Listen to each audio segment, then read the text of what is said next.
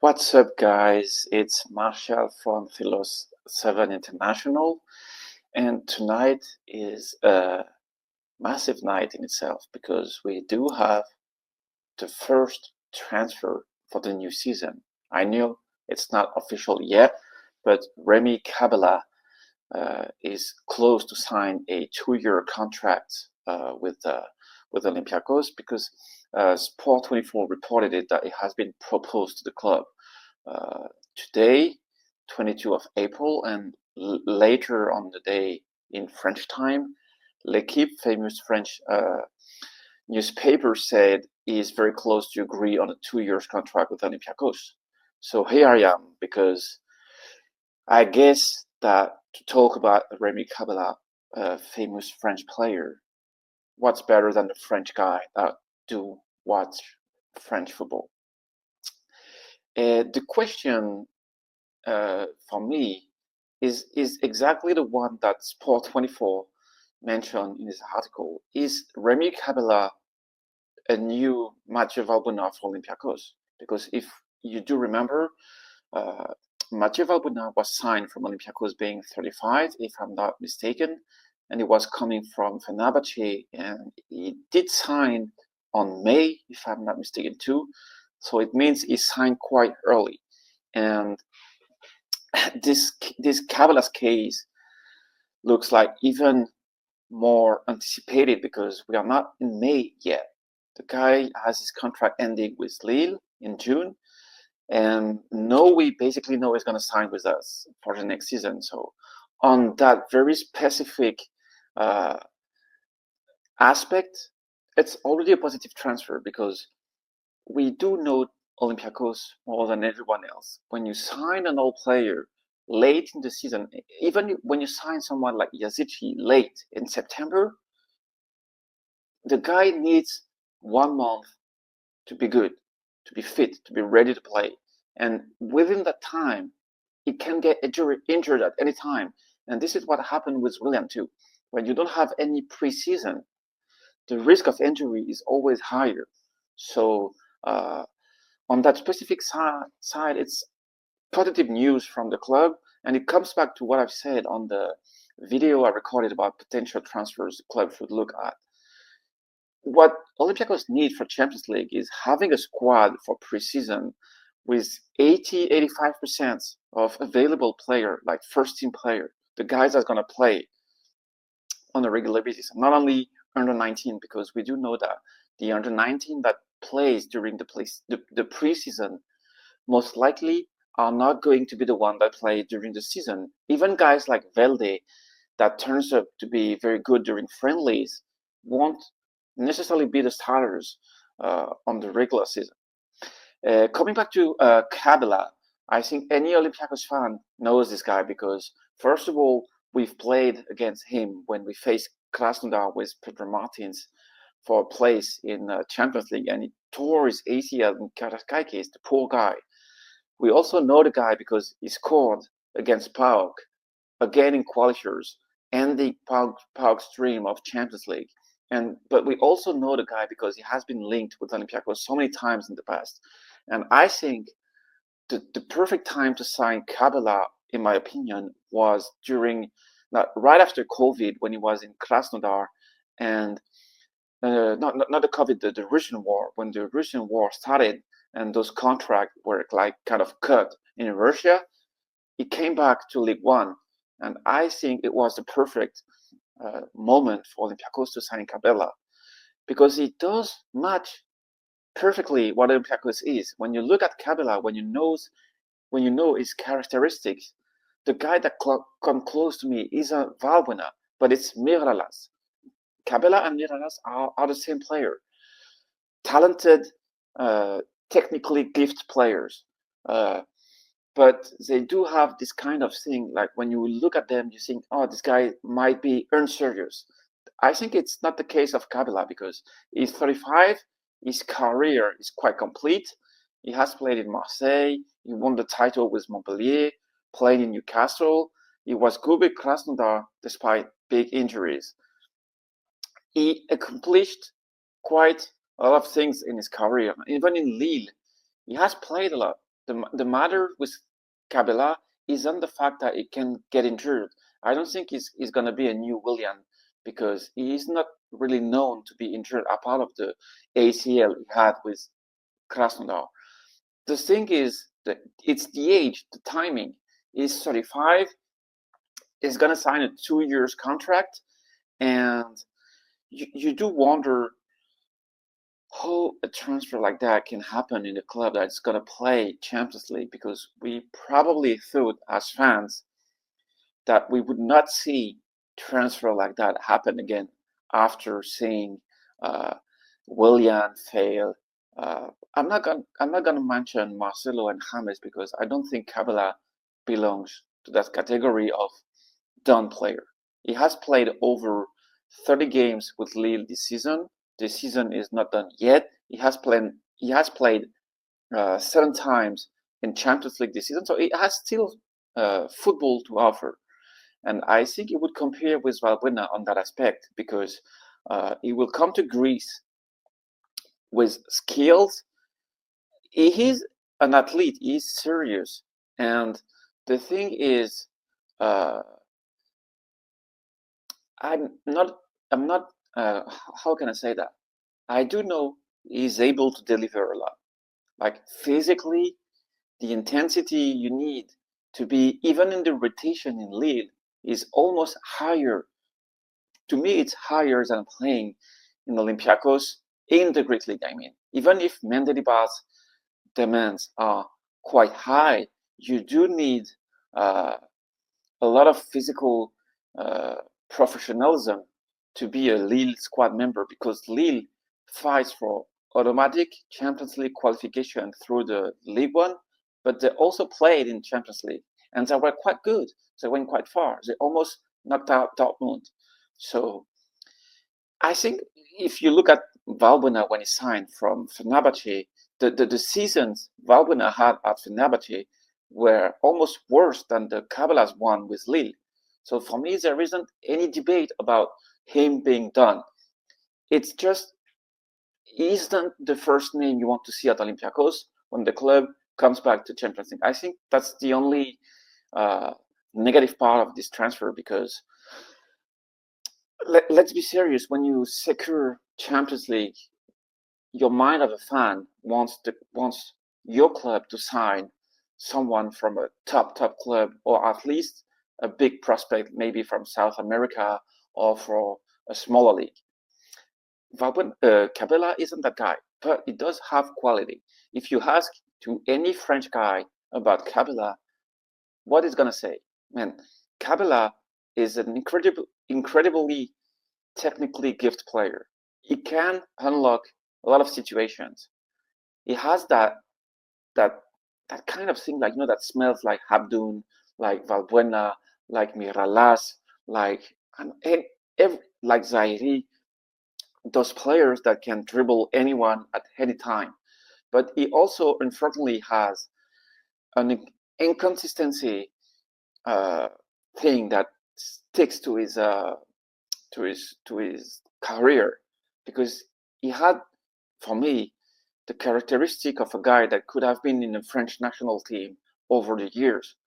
A guy that could have, when he went to Marseille, for example, he was good, but he was too inconsistent to be a top player in a top French club. Does it mean he can't be a top player for Olympiacos? No, because the Greek league, the Greek reality is different. And I think the way we should be thinking is we probably aren't signing Kabela to be the main leader of Olympiacos.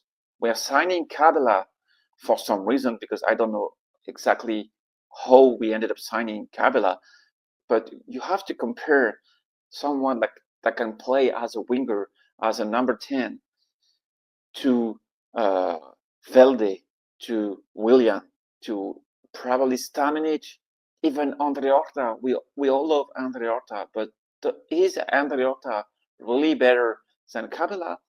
I don't think so. And it's a game of elimination. A player that comes needs to be compared to the player is going to play over in the team, not the guy that could have signed for the club but did not sign at the end of it. And I'm trying to be rational. You know what I mean? It's the thing that Mendilibar changed in Olympiacos. If you are more rational, better things will come. And I think Kabbalah is a good addition to the team. It's a no-brainer in a way, because when Valbuena signed from Fenerbahce, it wasn't on a very massive deal compared to the player we've signed later. Like it's similar to El Arabi when he signed, if you remember. I'm not gonna say it was getting peanuts, but the renewal El Arabi got was higher than the wage he had, and he has been delivering a lot. Those players, if they do have something that clicks, that match the club within 2-3 weeks, they're gonna deliver. I have no doubt about that. And when you look at Kabbalah current season with Lille, the numbers aren't that great. I'm not gonna lie. He has 1 goal, 4 assists.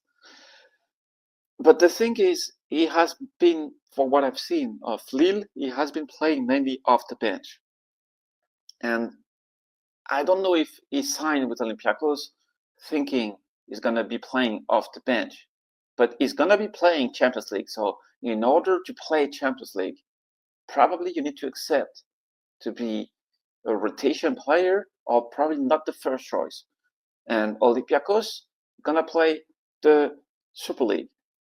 We're gonna play the Greek Cup, of course, and the Champions League with if it's 8 games of Champions League. So we have more games to play. And what do you need when you have more games to play?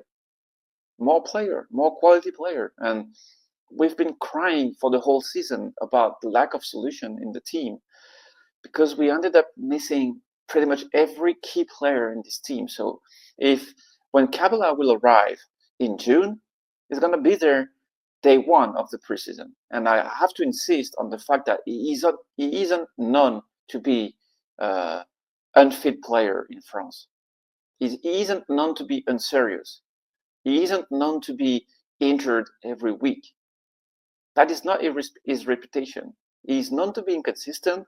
He's known to be someone that looks like a TV reality guy, because he did say he wanted to play in a TV reality show. So he has that reputation that match his haircut, tattoos, the fact that he loves car. He's kind of shiny guy, with fake wild teeth. So he has a package, an image that kind of plays against him. But if we're talking purely on the pitch, he's serious. And I have no doubt he's going to be the first one to adapt to that reality, just like Valbuena did, just like El Arabi did. Because we are a massive club, and a lot of players coming from abroad are able to understand that if the coach is fair, if the coach has high objective, then you can accept competition. Advise you to look what Pirola said, for example.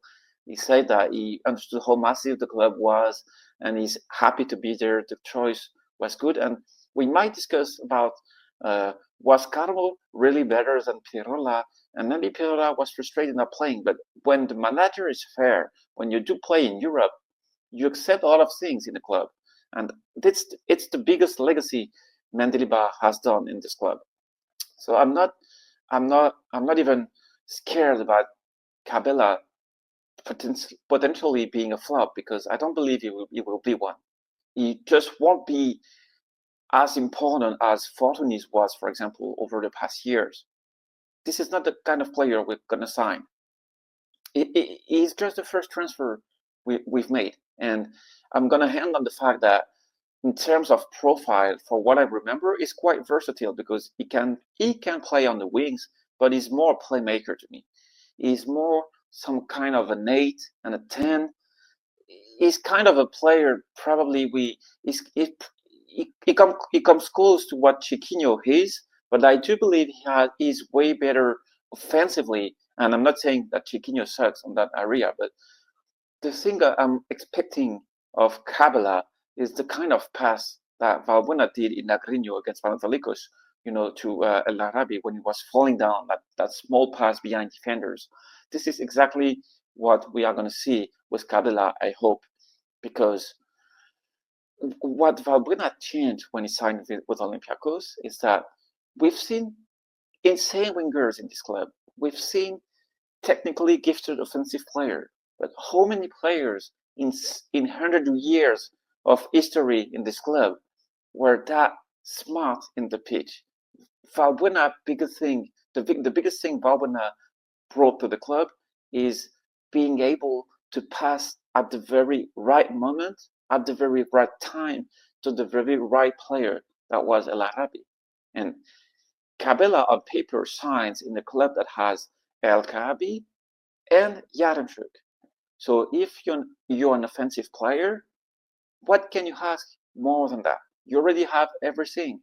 You just need to adapt to that new reality. And by making that video, like I'm getting to the end of this video, and I'm getting more hyped because of that transfer, because he's just another quality player that signs for Olympiacos. If it's gonna work, then it's up to the player and it's up to the coach, because the big question should be who's gonna leave in the squad in order to make room to Cabela. I don't have the answer. Maybe it's gonna be Horta not saying, Stamenic not saying too, but we're gonna have a lot of quality because Yazici is coming back from injury too. More quality means more competition. More competition means a better team. It's a win-win situation. As long as Cabela does not sign a deal with 2 million per year, well, the last question I'm gonna ask to anyone that is watching this video is, do you prefer having Cabela at 35, or do you prefer to have player like Velde, Willian, Stamenic, I don't know, any players that flopped over the past years? Because if Cabela signed, he will have to be compared to the player we've had this season, and we ended up having a domestic double with, no, not a domestic double, we still have to win the Greek Cup, but we can have a domestic double with failed transfers. So there is not, football is not always binary. This is what I want to say. So I'm not really enthusiastic overall as a transfer, but when you look at the player itself, it's a good addition. It could be what Bernat was for Panathinaikos. The last season he was in Greece, for example. Can you say Bernat wasn't a quality player? No, you can't. He was like Bernat, Tayson for PAOK, for example. This is what you get with Cabela. To me, he's a little bit better because he comes from a better league. But let's see. And if you do want more detailed statistics, data, I mean, Ari is going to deliver the recipe he is known for, aka the deep dive. And I advise you guys to subscribe to the Patreon thing of the podcast, because you get access to that deep dive, and I think it's worth the watch, because every Olympiacos fan has an opinion of Cabela, and I think because of the fact that he's the first transfer, a deep dive hasn't been that important over the past years, because I can see on the social networks that there's a lot of moaning about Cabela, a lot of surprise more than moaning, because we don't expect this guy to be the first transfer. So I advise you to subscribe to the Patreon thing of the podcast, because a part of the massive WhatsApp group you get access to, you get also premier access to the deep dives of Ari. And trust me, it's not something you want to miss. And that's going to be my final words. And I truly hope Cabela will end up delivering, because I kind of love this guy. He played for Marseille at a very shit time back then, because the club was in shambles, and he was one of the best League One player at this position. And he also played 30 times with Yusuf Dezici, and it might be important. Until then, guys, see you soon.